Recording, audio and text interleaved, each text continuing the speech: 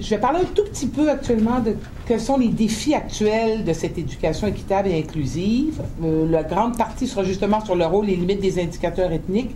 Je donnerai un exemple concret sur le projet de la réussite scolaire des jeunes noirs au Québec. Et en conclusion, quelques conditions gagnantes.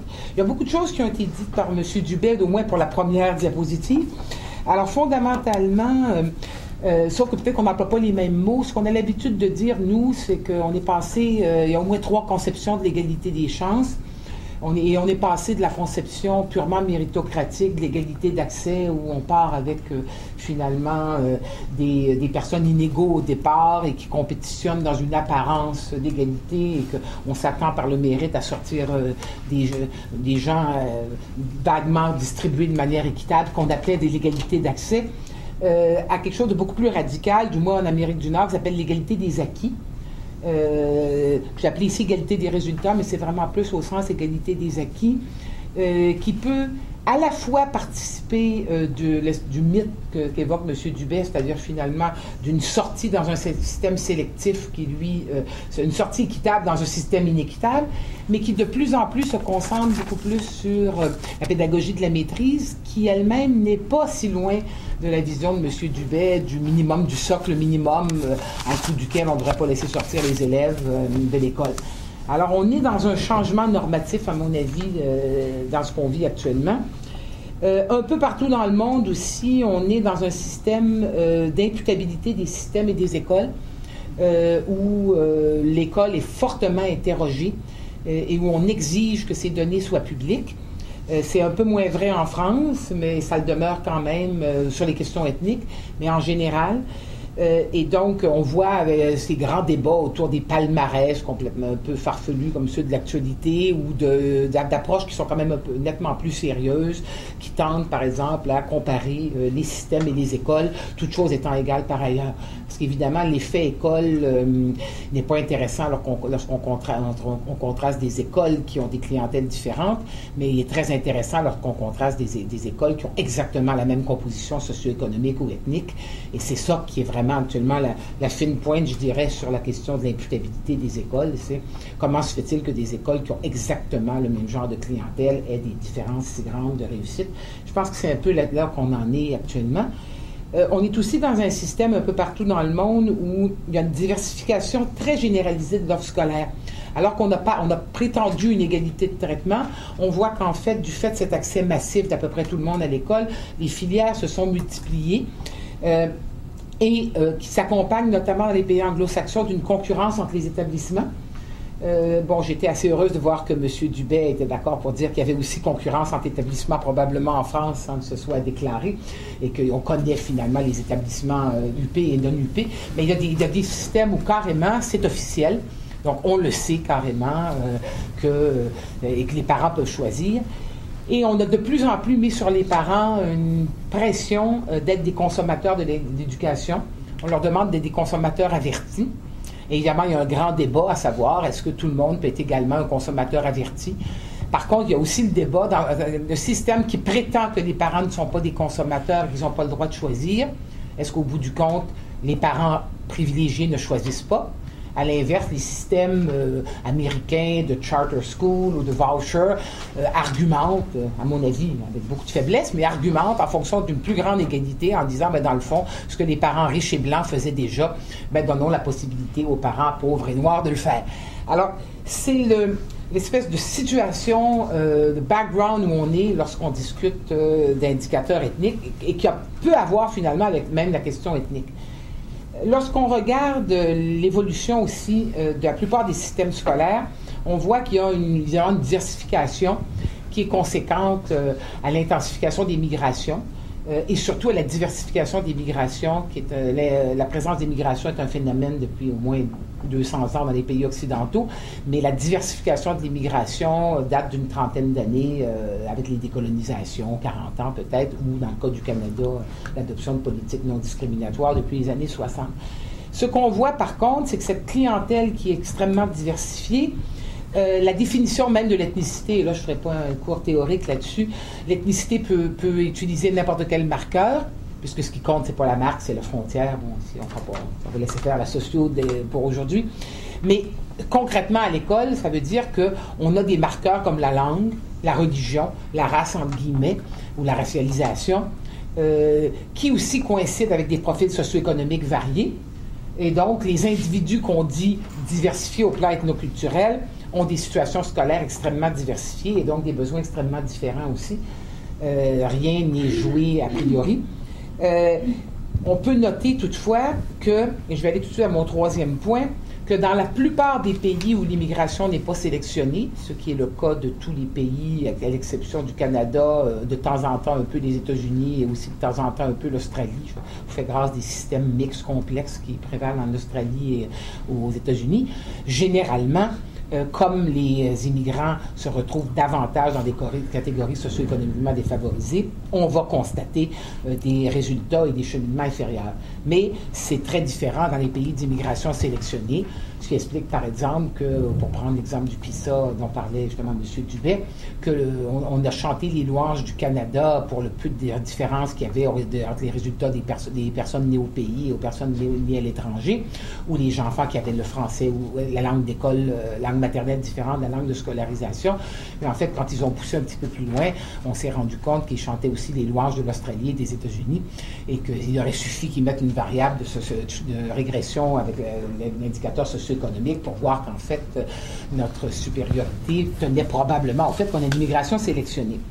Ce qui est commun un peu partout également, c'est que un peu partout, on va dire que les institutions sont marquées par une éthos de majorité, que le corps enseignant est fortement constitué du groupe qu'on peut appeler nationalitaire, c'est-à-dire celui qui a créé l'État-nation et qui y exerce une certaine dominance. Et donc, il va y avoir un discours comme quoi on a un peu de difficulté à rentrer en contact avec les familles, les communautés minoritaires. Quand on regarde la littérature internationale sur l'explication de comment la variable ethnique fonctionne par rapport aux résultats scolaires, on va constater tout d'abord qu'il y a une grande variété entre les groupes ethniques et que lorsqu'il y a déficit de scolarisation, de cheminement ou d'indicateurs de consommation de l'éducation de façon générale, il y a des systèmes d'explication très opposés. Et on parlait finalement, je vais juste une parenthèse de ce que M. Dubé disait, nos variables classiques, je le montrerai pour les jeunes noirs, nos variables dites classiques de sociologie expliquent au maximum 30% de la variance des étudiants. Quand on ajoute quelques variables de cheminement scolaire, le fait d'avoir accumulé du retard, l'âge où on arrive, on peut arriver à des modèles qui expliquent 50%. Donc, le grand débat, évidemment, il est toujours sur qu'est-ce qui cause le 50% de variance. Et classiquement, que ce soit pour la classe sociale, mais là, je vais insister sur l'ethnicité, on va fondamentalement avoir deux grandes écoles, des écoles qui mettent l'accent sur les déficits personnels et familiaux, et des écoles qui mettent l'accent sur les déficits de l'inadaptation de l'école. Donc, l'école qui produit versus l'école qui ne comble pas. Dans un cas, l'école ne comble pas, mais elle est innocente. Dans l'autre, elle produit parce qu'elle n'est pas neutre, en d'autres mots. On va aussi avoir un débat qui va opposer souvent, qui a longtemps opposé les sociologues français, par exemple, aux sociologues plus antiracistes américains, qui était la question de est-ce que l'ethnicité n'est qu'un épiphénomène de l'appartenance de classe. Il n'y a pas si longtemps encore en France, on résidait les gens de la NEM, au ministère de l'Éducation qui s'occupait des statistiques, récitait depuis 20 ans. M. Vallée, en particulier, la vulgate, comme quoi... Parce que Vallée a comparé le dernier enfant d'immigrés riches. Oui, tout à fait. Voilà, il a montré que quand un enfant d'immigré est très riche, vivait dans un quartier riche, avec des parents cadres supérieurs, eh bien, c'était pas un problème d'être immigré. Absolument. Sauf que cet enfant n'existe pas. Exactement, on est d'accord avec ça. Mais disons que s'il y avait autant de gens qui correspondent au profil de l'union. Donc, il y a un discours d'ethnicité comme épiphénomène de l'appartenance de classe, que c'est le discours, les enfants, il n'y a pas de variable ethnique en éducation, il n'y a qu'une variable de classe sociale, et je caricature à un extrême. Et il y a aussi un discours d'ethnicisation extrême, l'européanocentrisme des curriculums et des pratiques qu'on appelle le whiteness aux États-Unis, c'est-à-dire que finalement, il n'y a pas de déficit, il n'y a pas de différence. Fondamentalement, la différence est produite par l'école, par un système de pouvoir, le système de l'école reproduisant le système de pouvoir plus large. Alors, encore une fois, on va aussi voir dans le débat qui entoure ces questions-là que même lorsqu'on tient compte de facteurs similaires à ceux de la population native, pour expliquer les questions de réussite, de sur-réussite ou de sous-réussite de certains groupes, ces facteurs qui sont des facteurs classiques, le genre, la classe sociale, le retard scolaire, ne semblent pas jouer de la même façon pour différents sous-groupes ethniques. Alors, je prends un exemple. Dans nos sociétés développées, entre guillemets, le rapport du genre à la réussite scolaire s'est inversé radicalement depuis 30 ans. Alors que dans les pays en voie de développement, où on en a encore à l'égalité d'accès, quand on parle d'obstacles de genre, on parle de filles qu'on doit soutenir pour réussir. Dans nos systèmes, la clientèle à risque, c'est les garçons. Par contre, chez certaines minorités ethniques, on va voir que bien qu'il peut y avoir un succès plus important des filles, le hiatus filles-garçons est moins important et parfois même il s'amenuise à presque rien. Classe sociale, on sait que la classe sociale est un bien moins prédicteur de la réussite chez les populations immigrantes que chez les populations de vieille pauvreté, dans les systèmes où on est en mesure d'avoir un peu de variance, donc au Canada, aux États-Unis, en Australie, parce qu'ailleurs, on n'a pas de variance, donc c'est très difficile d'évaluer l'impact de la classe sociale. Mais quand on a des populations bien distribuées dans toutes les classes sociales et les groupes ethniques, on voit nettement que, notamment chez les immigrants, la classe sociale explique moins. Il y a toutes sortes d'explications. La culture de pauvreté qui a eu le temps de s'installer chez les populations natives, alors que chez les immigrants, on est dans une mobilité descendante conjoncturelle, mais avec remontée assez radicale. Il y a toutes sortes de systèmes qui regardent ça. Retard scolaire, c'est la même chose aussi. Le retard scolaire est un prédicteur très fort de la réussite chez les populations natives ou les populations immigrées nées au pays. Par contre, le retard scolaire est souvent associé à une plus grande réussite scolaire chez les populations immigrantes. Entre autres parce que quand on arrive tard, des fois, on a moins subi, chez les populations marginalisées, on a moins subi l'ostracisme. Et on remarque en particulier, on l'a vu chez les jeunes noirs, que les gens qui arrivent à 15, 16, 17 ans, le niveau d'entrée tard, 1 an ou 2 de retard, ont une diplomation très élevée. Alors, il y a des phénomènes paradoxaux, parce qu'en partie, si le retard scolaire mesure une situation déplorable au primaire, il explique un taux de diplomation inférieur. Si par contre, il mesure simplement une scolarité un peu chaotique dans le pays d'origine, et souvent, ce n'est pas un prédicteur de la réussite scolaire. Alors donc, système complexe. On constate aussi un peu partout que l'espace scolaire s'ethnicise. De moins en moins, j'ai marqué de jure et de facto, mais en fait, c'est plutôt de facto. La ségrégation de jure a diminué.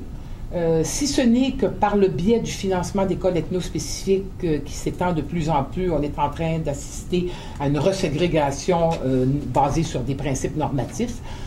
Mais il y a aussi une reségrégation qui n'est pas basée sur des principes normatifs, mais simplement sur la réalité de la concentration des groupes dans les quartiers, mais aussi de la production d'espaces scolaires ethnicisés par des phénomènes qui sont documentés un peu partout dans le monde, attraction et rejet de sous-groupes spécifiques par les établissements les plus prestigieux. Donc, et je noterai que ça n'est pas nécessairement une variable simple ethnique-non ethnique, du moins dans les sociétés où on a de la variance ethnique. Par exemple, si vous suivez à chaque année le merveilleux petit journal gratuit de l'Association des écoles privées, distribué à peu près toujours vers le mois de mars, le cahier spécial, vous trouvez dans la presse, dans le Devoir et tout, vous n'avez qu'à regarder leurs photos, vous voyez nettement que l'élève qu'on cherche n'est pas nécessairement blanc. En fait, idéalement, si ça pouvait être une fille chinoise, ça serait encore mieux qu'un garçon canadien-français. Et par souci de politiquement correct, ils mettent généralement un élève noir, mais bien caché. Étudier les photos, et on voit que les écoles privées ne recherchent pas que les enfants de la classe, du groupe dominant, ils recherchent un élève type qui correspond à leur pecking order de l'ethnicité. Alors bien sûr, une fille chinoise est toujours en avant de la photo. Et par exemple, en arrière, des fois, on met un garçon noir, mais il ne faut pas trop le voir. Alors, donc, ce n'est pas seulement une question qu'on veut attirer des clientèles majoritaires, mais c'est aussi qu'on a une image du bon élève correspond aussi à l'ordre international des groupes ethniques et de leur rapport au savoir.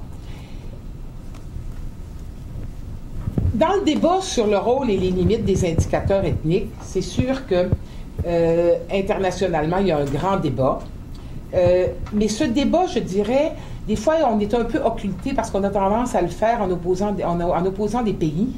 Or, en fait, à l'intérieur de chaque société, il y a des grandes divisions sur la pertinence d'avoir des statistiques qui distinguent les clientèles scolaires selon leur origine ethnique. Alors, on pense toujours au grand débat, les pays républicains qui n'en veulent pas versus les pays communautariens qui en voudraient. Mais en fait, fondamentalement, c'est quelque chose qui, par exemple, dans nos pays à nous, qui ont peu de débats éthiques ou normatifs sur ces questions-là, il y a beaucoup de réticences, notamment chez les groupes eux-mêmes, face à cette question-là.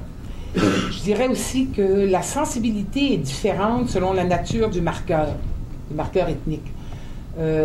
Chaque société a ses marqueurs tabous, ses marqueurs acceptables.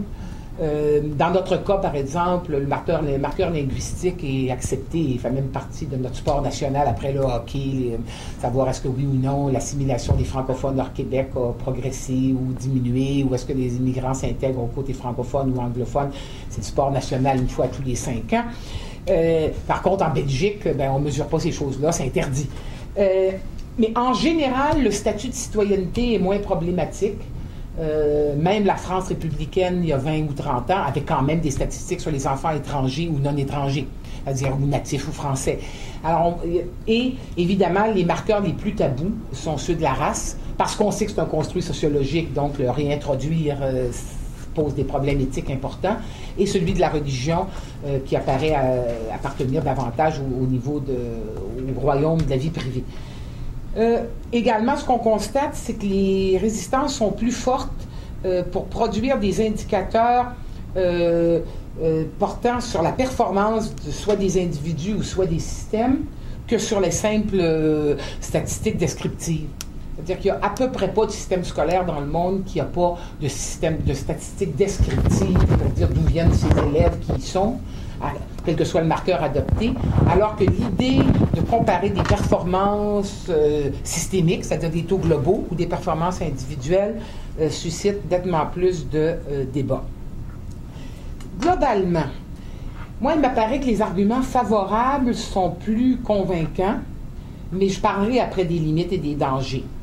En ce qui concerne les statistiques descriptives, il apparaît difficile de planifier des services, notamment lorsqu'il s'agit du marqueur linguistique, et qu'il faut planifier, par exemple, des services d'apprentissage de la langue d'accueil sans avoir de statistiques valables. À un autre niveau, peut-être plus fondamentalement, processus démocratique, si je puis dire, on a dans la plupart de nos sociétés, notamment en Amérique du Nord, un débat sur l'importance que les corps enseignants et les instances représentatives, quel que soit leur nom, ça s'appelle conseil d'établissement, parent, family, liaison, comité ou quoi que ce soit, qu'elles soient représentatives. Si on veut qu'elles soient représentatives, il est bon d'avoir des statistiques sur la clientèle scolaire. Les statistiques descriptives peuvent aussi permettre de prendre conscience de la concentration de certains groupes dans des établissements spécifiques. Peut-être mieux que la rumeur ne le laisse entendre ou le laisse sous-estimer. Parce que selon les pays, on a des discours qui surestiment la concentration ethnique, notamment chez les politiciens de droite, avec l'évocation du ghetto, scolaire ou autre. Ou à l'inverse, on a des discours qui la sous-estiment, notamment lorsque les haves des blancs et noirs, par exemple, s'entendent aux États-Unis, avec toute la mobilité de la black bourgeoisie, il y avait presque un discours comme quoi l'intégration scolaire avait eu lieu. Évidemment, quand vous lisez Ebony, vous penseriez que vous connaissez, oui, M. Obama, vous pensez que l'intégration scolaire a eu lieu. Donc, il a fallu avoir des grosses statistiques chez nos collègues je crois que c'était à Chicago, qui ont bien établi le fameux article Resegregating America, parce que c'est évident que là où la reségrégation se passe, c'est pas nécessairement là où les intellectuels blancs ou noirs envoient leurs enfants et se promènent tous les jours. Donc, le fait d'avoir des statistiques descriptives peut permettre de documenter des phénomènes. D'autre part, il y a toute la question de la gestion des écoles par les directions d'école, donc au niveau plus scolaire. souvent ne connaissent pas leur clientèle et s'y font au faciès un peu. Alors, le faciès, c'est trompeur. Nous, par exemple, on a déjà fait, à la demande de la communauté noire, une étude qualitative dans 2 écoles sur la situation des Noirs anglophones. C'était les deux seules écoles françaises à Montréal où il y avait un peu de Noirs anglophones, qui sont là à cause de la loi 101. Et en fait, les directions d'école ne savaient pas qu'ils avaient des Noirs anglophones, parce qu'évidemment, rendu au secondaire, un Noir, c'est un Noir, même avant, mais un Noir rendu au secondaire parle français, même si c'est un Noir anglophone. Et le directeur n'a pas toujours le temps de demander aux enfants, ben toi, est-ce que chez toi tu parles l'anglais ou le français? Donc le fait d'avoir des statistiques, remarquez, il a fallu qu'on lui montre, mais en fait, s'il avait voulu les regarder, au moins, il aurait pu le faire de manière un petit peu plus sensible. Donc, ça peut permettre fondamentalement d'avoir des projets éducatifs adaptés, de savoir qui est notre clientèle. En ce qui concerne les indicateurs de performance individuelle ou systémique, dans un discours qui a tendance à mettre l'ensemble des immigrants ou des minoritaires, quel que soit le marqueur ethnique utilisé, les allophones, les non-blancs, etc., dans un seul bateau, avoir des indicateurs de performance basés sur des critères ethniques permet d'identifier des sous-groupes à risque. Parce que sinon, le discours est globalement, tous les immigrants sont à risque, et en particulier, bon, il y a une logique évidemment de clientélisme au niveau des écoles. Vous avez parlé de la compétition des victimes, mais moi j'ajouterais la compétition des écoles pour être la plus défavorisée, celle que la clientèle la plus lourde pour avoir donc plus de ressources, parce que généralement la défavorisation ou les clientèles à risque sont associées à des ressources. Un phénomène d'ailleurs qui avait été bien identifié par Ivan Illich, la croissance exponentielle des enfants identifiés comme HDAA ou à risque au fur et à mesure que des services finalement étaient là. Donc on a posé la question, est-ce que c'est les clientèles qui créent les services ou les services qui créent les clientèles? On sait que quand il y a 12 élèves et qu'il en faudrait 14 pour ouvrir une classe, généralement on va trouver les deux manquants. Alors donc, le fait d'avoir des statistiques peut aider à aller identifier les vrais sous-groupes à risque. D'autre part, les données peuvent être généralement plus complexes que la rumeur du terrain ou que la dénégation des problèmes par les autorités. Longtemps au Québec, par exemple, on a vécu dans le ronronnement heureux, comme quoi les allophones avaient un taux de diplomation légèrement supérieur et des performances, surtout des performances légèrement supérieures aux francophones et aux anglophones.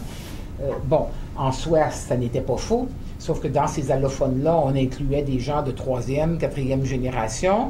En plus, on utilisait un indicateur qui est toujours un indicateur pour faire ronronner le système. C'est celui de la réussite aux examens secondaire 4, secondaire 5. C'est le même problème avec PISA. C'est déjà des survivants. Alors donc, plus on peut finalement aller chercher des données un peu plus complexes, ou d'une part que la dénégation des problèmes, ou à l'inverse, l'espèce de rumeur alarmiste qu'on entendait parfois dans les communautés, 70% des jeunes noirs sont en échec scolaire, ça peut être intéressant.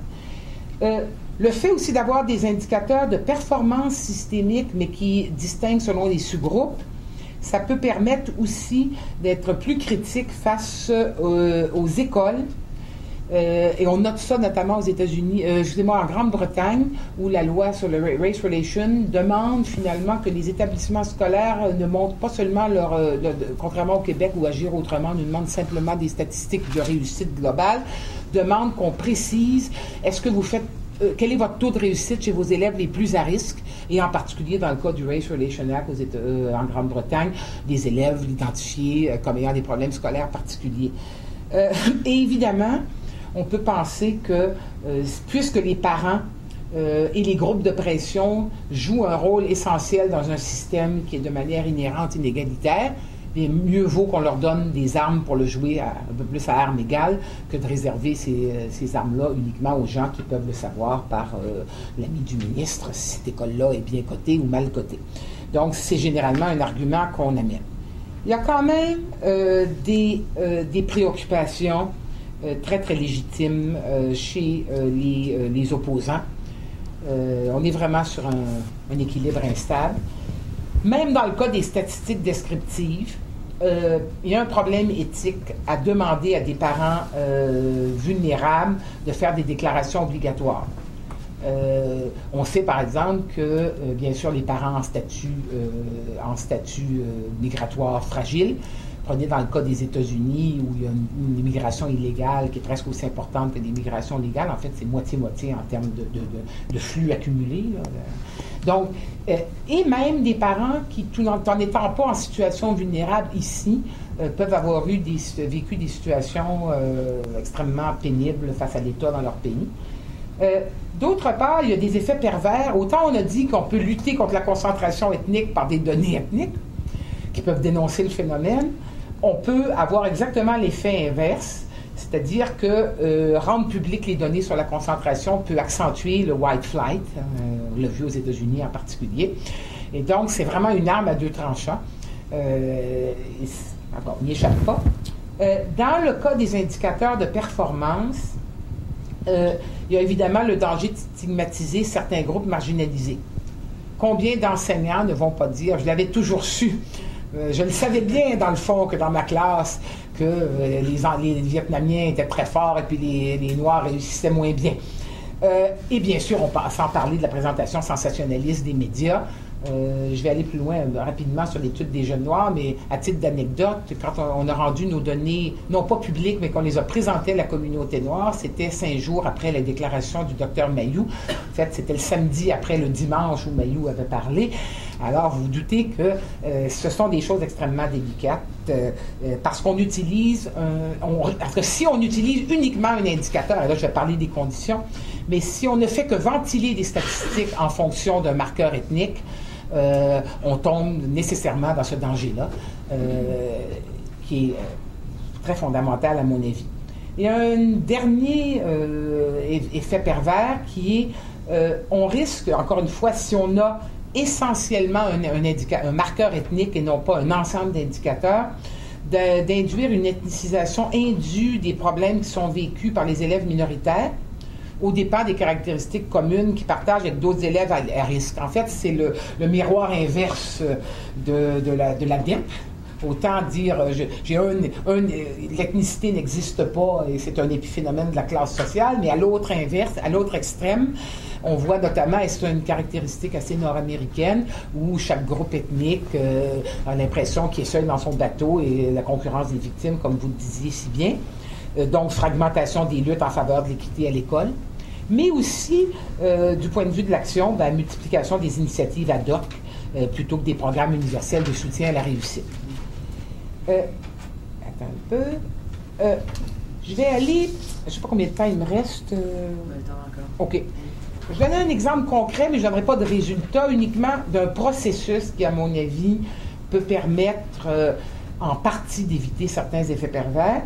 Je ne prétends pas que c'est un projet idéal, mais je pense qu'il a été assez bien géré pour éviter les effets pervers, bien qu'il y aurait certainement place à l'amélioration.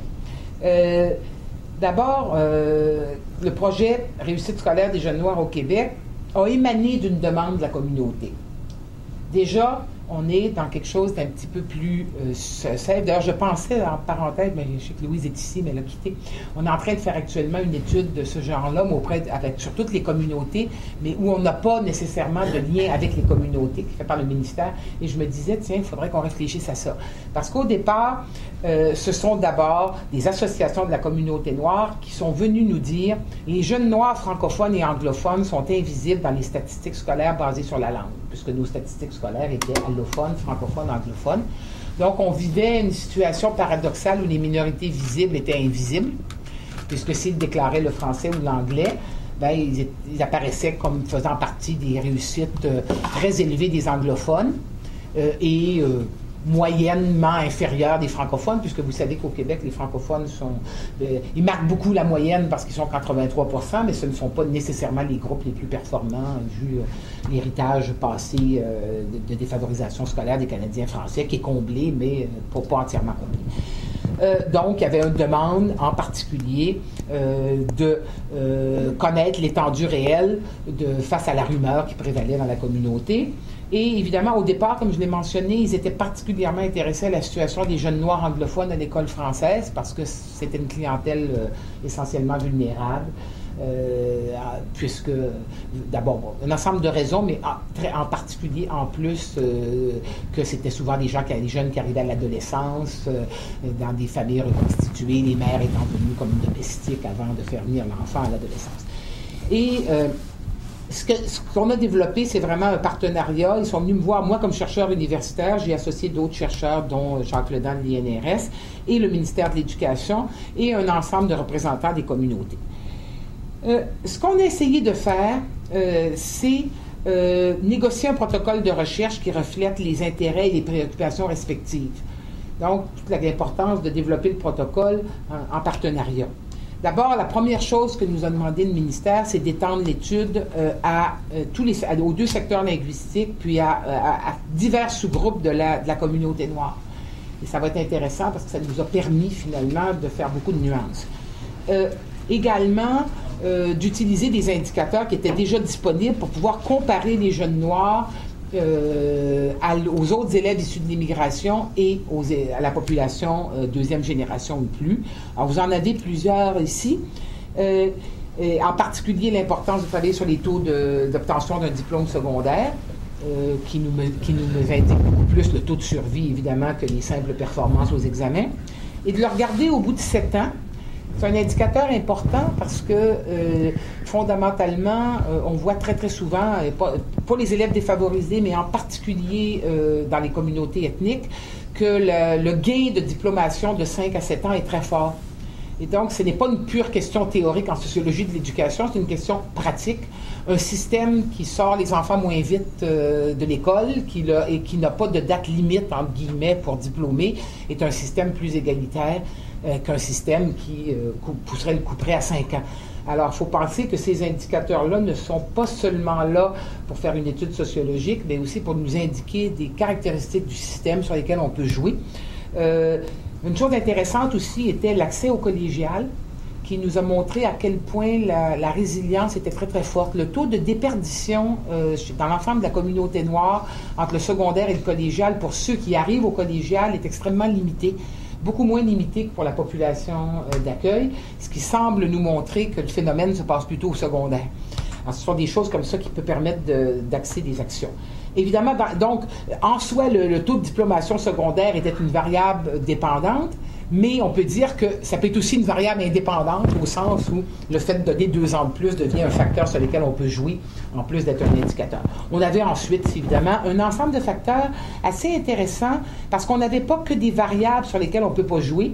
Un des grands reproches qu'on fait, évidemment, aux études de sociologie quantitative, c'est que ce sont des facteurs sur lesquels on ne peut pas jouer, ou que l'école ne peut pas jouer. Le genre, le statut socio-économique, le lieu de naissance, bon, écoutez, l'école ne va pas modifier fondamentalement l'origine sociale des élèves ou les faire naître plus au Canada ou moins au Canada.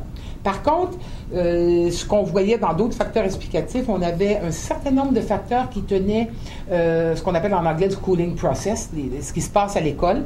L'âge d'arrivée au secondaire, le niveau d'entrée, excusez, j'en oublie un, le niveau d'entrée dans le système scolaire, le retard scolaire accumulé en secondaire 3, qui nous permet de voir si les choses se jouent plus en secondaire 1, secondaire 2, ou s'ils jouent plus tard, la déclaration comme élève en difficulté, puis la fréquentation de la classe d'accueil. Et une chose qu'on a fait également, que souvent les sociologues ne font pas et qui est très dur à faire évidemment pour des chercheurs, c'est qu'on a accepté de rendre rapidement disponibles les données descriptives, même si on sait que les données descriptives ont leurs grandes limites, parce que évidemment il y avait une demande de la communauté pour avoir des données. J'ajouterais quand même que les analyses de régression ont quand même un grand talent. C'est qu'ils nous permettent de faire disparaître des facteurs apparents, ce qui est quand même un effet absolument important et qui va, à mon avis, contre cette idée que si on ajoute un facteur, on va toujours trouver de la variance. Pas quand on fait des analyses de régression. On peut avoir un modèle avec 14 facteurs et on va se rendre compte, au bout du compte, qu'on en ajouterait 22. Il n'y en aurait toujours que 3 ou 4 qui expliqueraient l'essentiel de ce qui bouge. On a eu également, excusez, je crains que j'ai pesé 2 fois, une stratégie de dissémination des données qui demandait beaucoup de discipline pour les chercheurs, c'est-à-dire finalement, on a eu plus de 12 rencontres préalables à la publication des données. C'est-à-dire qu'à peu près tout ce qu'il y avait comme commission scolaire, décideurs et groupes communautaires concernés a connu les données de l'étude avant que les médias ou que même nos collègues universitaires en entendent parler. Et il y a eu par après aussi mise sur pied d'un comité de suivi pour définir les actions nécessaires à la réponse aux problèmes rencontrés. Je reviendrai là-dessus. Globalement, on considère que c'était une expérience positive. D'abord parce qu'on a pu déconstruire le concept d'une communauté noire et de montrer finalement qu'un profil type d'élève à risque qui correspondait, évidemment on pouvait s'y attendre, mais au moins on a pu le démontrer, le garçon qui vient d'un milieu défavorisé, qui est arrivé en cours, qui est né à l'extérieur, qui est arrivé en cours de scolarité et qui parle le créole ou l'anglais. Alors qu'on avait presque par effet miroir la fille née ici, vivant dans un milieu moyen et qui finalement a été scolarisée entièrement au Québec. Évidemment, l'intérêt d'avoir une politique d'immigration sélective, c'est que la moitié de l'échantillon correspond à ça, donc c'est pas l'unique élève de M. Vallée. Et ça nous permet quand même d'amener beaucoup de nuances. Lorsqu'on on a également, dans les analyses de régression, par exemple, pu constater à quel point le genre jouait, mais peu, moins qu'on aurait pu s'y attendre, et le statut socio-économique presque pas, du moins l'indicateur qu'on possède, qui est un indicateur, je l'avoue, assez approximatif, basé sur les caractéristiques des mini-zones de recensement. Mais à quel point les indicateurs classiques expliquaient assez peu de la réussite. Les facteurs essentiels se situant généralement avec le lieu de naissance, la déclaration au HDAA, retard scolaire accumulé, etc., etc. Je n'irai pas dans le détail ici, mais l'intérêt de la chose était vraiment de montrer que plusieurs de ces facteurs-là étaient des facteurs partagés par la population native à risque ou la population immigrante à risque, mais en même temps, par exemple, en ce qui concerne le statut socio-économique, que notre tendance à mettre beaucoup d'argent dans les écoles de milieux défavorisés devait peut-être être questionnée dans le cas des populations immigrantes, parce que le pouvoir explicatif de cette variable-là est beaucoup, beaucoup moins fort dans leur cas, soit parce que le capital culturel des familles est bien supérieur parce qu'ils sont en mobilité descendante, ou soit parce que le pattern de distribution, pensez exactement à ces filles, à ces enfants de domestiques qui vivent dans des beaux quartiers, par définition, ils ne fréquentent pas des écoles qui reçoivent des budgets spéciaux, ils sont dans des écoles très favorisées, mais ça ne veut pas dire qu'ils sont à Senneville, je me rappelle dans une étude que j'ai faite auparavant, l'endroit le plus riche de l'Amérique du Nord, mais ça ne veut pas dire que ces enfants-là n'ont pas de problème. Alors, ça permet beaucoup d'amener finalement à de la complexité. On n'a eu aucun dérapage médiatique, mais qui vient peut-être du fait qu'à faute d'être prudent, on en a si peu parlé de notre recherche dans les médias que j'ai pensé après, je me suis dit... Bon. J'ai quelques interrogations sur l'impact à plus long terme. Il y a eu plein d'initiatives ad hoc suite à la publication des résultats, parce qu'on a quand même établi, je n'ai pas dit l'essentiel, on a quand même établi qu'il y avait des déficits de diplomation de 15 à 20% dans les populations noires, en faisant toutes les nuances après selon les sous-groupes. Mais ceci dit, encore maintenant, il n'y a pas encore de cadre global de réflexion et d'intervention sur la question. À mon avis, les données n'ont pas été si diffusées que j'aurais cru dans le débat québécois et canadien. Par contre, c'est un modèle qu'on a testé et qui nous amène maintenant à faire une démarche avec le ministère de l'Éducation pour examiner la situation d'autres sous-groupes et aussi qui nous a permis de développer un projet comparatif pan-canadien avec un ensemble de variables. Alors, j'ai terminé quelques conditions gagnantes. Je pense qu'il est pertinent d'élaborer ou d'utiliser, parce que des fois il faut les créer, des statistiques descriptives ou des indicateurs relatifs à la performance en utilisant des sous-groupes fondés sur des marqueurs ethniques. J'ai pris un exemple, le marqueur étant la racialisation, mais qui était porté par la communauté elle-même, donc j'ai pas eu trop de problèmes, d'angoisse normative. Dans d'autres cas, c'est le chercheur qui doit lui-même décider quelles catégories sont salientes, c'est plus délicat. Mais le fait qu'il y ait discours sur des groupes qui sont construits, on s'entend, mais qui existent sociologiquement, et qu'il soit pertinent d'élaborer des indicateurs m'apparaît certain. Par contre, il y a des écueils potentiels. D'une part, à cause de la stigmatisation de certaines communautés ou des interprétations erronées de certaines données. Alors, dans le sens que l'exemple que je vous ai présenté de Jeunes Noirs, il est pertinent, mais il aurait été plus pertinent s'il avait été fortement médiatisé et que les médias n'avaient pas dit de conneries. Je ne suis pas sûr, excusez, là, les médias vont me poursuivre. Remarquez que sur ce sujet-là, comme il n'y a pas un affect très très fort associé à ce sujet-là, il est possible, et que ça n'aurait pas fait la première page des journaux, il est possible que les journalistes aient eu des nuances. Quand on voit par exemple les données sur les questions de langue actuellement, on se rend compte que quelle que soit plus c'est complexe qu'il y a dans une étude, plus la manière dont c'est reporté par les médias est simpliste. Donc il semble avoir une relation inverse. Alors, donc, je m'avance un peu en disant que finalement, on a été peu médiatisé, c'est peut-être pour ça qu'on n'a pas été déformé. En même temps, comme c'est pas un sujet, comme je dis, qui suscite des émotions très fortes, moi j'ai toujours noté que quand je parlais de réussite scolaire des minorités, au maximum j'avais un article à la page 44 du journal. S'il y avait une demi-phrase portant sur la langue dans cette étude de 200 pages, celle-là faisait la première page des journaux où on en parlait dans les nouvelles. Alors, donc, il est possible que ce soit un domaine où on puisse quand même, dans le cas du Québec qui est obnubilé par les questions de langue ou les questions de religion, que les questions de réussite un peu plus descriptives puissent être gérées correctement par les médias.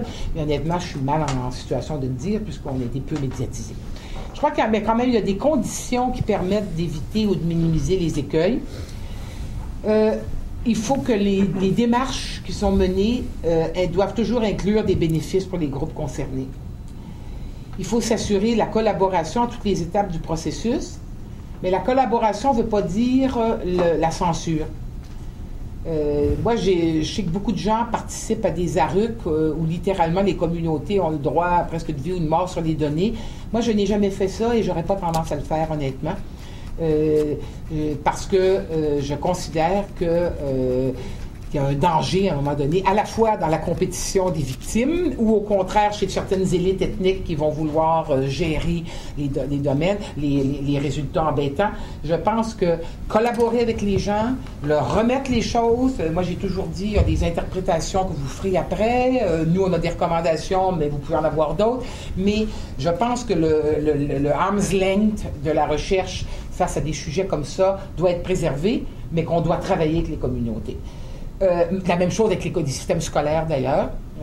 On doit collaborer avec les intervenants scolaires, mais on ne doit pas se mettre dans des positions où ils peuvent contrôler le fait de tabletter ou pas tabletter une recherche. Ça me semble problématique. Il faut favoriser des approches méthodologiques complexes. S'il s'agit simplement de sortir des variables ethniques et pas des croiser avec rien d'autre, il vaut mieux pas en faire. Donc, il faut être capable de bémoliser l'impact de la variable ethnique sous ses divers avatars. Là, je ne reprends pas encore ma liste de marqueurs potentiels qui vont varier selon chaque société par rapport à d'autres déterminants. Et bien sûr, dans notre cas, c'est seulement des déterminants mesurables, mais il reste et un peu qu'on trouve dans les bases de données. Il y a encore les déterminants individuels, les déterminants familiaux, les déterminants systémiques, mais c'est absolument important. Il faut prévoir une dissémination préventive dans le cas de données qui pourraient être mal interprétées ou utilisées pour renforcer des préjugés ou des stéréotypes, tant auprès des milieux scolaires que des communautés concernées. Et la dernière chose qui est dure pour des chercheurs, il faut développer des modes de présentation qui soient accessibles à un public de non-spécialistes.